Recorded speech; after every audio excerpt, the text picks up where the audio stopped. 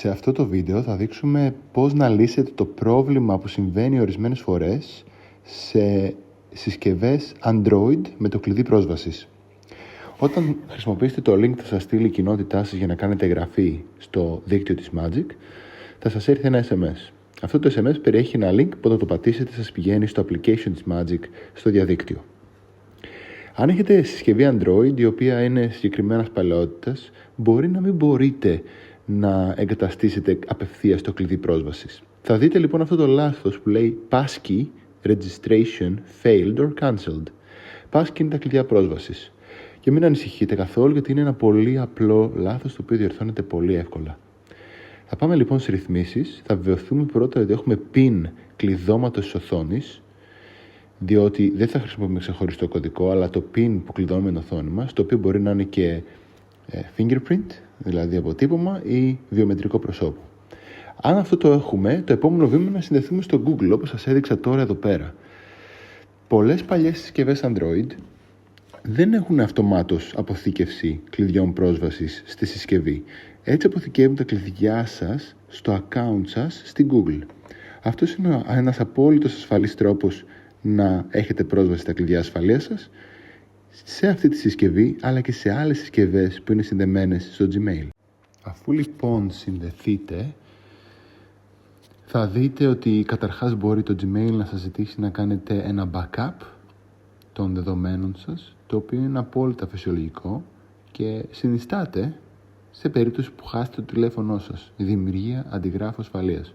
Αυτό δεν έχει να κάνει με τη Magic, αλλά έχει να κάνει με το πόσο συχνά είστε εσείς συνδεμένοι στο Gmail για την αποθήκευση των δεδομένων της συσκευής σας. Θα δείτε λοιπόν ότι αφού συνδεθούμε, πλέον μπορούμε να επιστρέψουμε στο Magic Links application και εδώ συνιστάτε να κάνετε ξανά εγγραφή από το ίδιο link που σας έστειλε για εγγραφή η κοινότητά σας.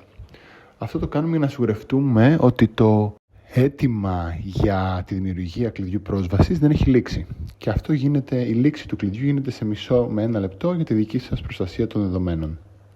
Φτάνοντας λοιπόν πάλι στο app της Magic, από το link που θα σας έρθει στο SMS, αυτή τη φορά θα δείτε πως μπορείτε απλά να δημιουργήσετε ένα κλειδί πρόσβασης. Πατώντας τη δημιουργία, θα σας ζητηθεί να βάλετε το PIN σας, είτε να χρησιμοποιήσετε δαχτυλικό αποτύπωμα ή βιομετρικά προσώπου, αναλόγως με ποιο security feature χρησιμοποιείτε στη συσκευή σας. Δείτε όπως για παράδειγμα εδώ πέρα, την πρώτη φορά μου ζητάτε να χρησιμοποιήσω το PIN για να ουσιαστικά να επαληθεύσω την ταυτότητά μου και να σετάρω το κλειδί και ενδέχεται να σας πάει ξανά στο Google account. Αυτό δεν είναι κανένα θέμα, θα δείτε ότι μόλις την γυρίσετε πίσω, πατάτε απλά συνέχεια και ακολουθώντας τις οδηγίες στην οθόνη έχετε πλέον πρόσβαση στο Magic Links. Με το που πάρετε πρόσβαση μπορείτε να δείτε στη ροή σας τις σχετικές προσφορές τις οποίες προμοτάρει η κοινότητά σας με τους συνεργάτες της Magic, και αυτές θα είναι είτε online είτε σε φυσικά καταστήματα.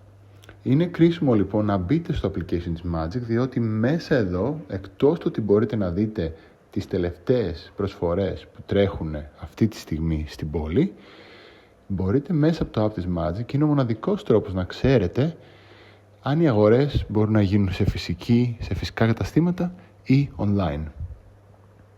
Πατώντας λοιπόν π.χ. αυτό το link της Public, μπορούμε να δούμε τις τελευταίες προσφορές που έχουν να κάνουν με κινητά, PC κλπ. Για να αντιμετωπίσετε κανένα άλλο πρόβλημα, γράψτε μας στο mail στο description.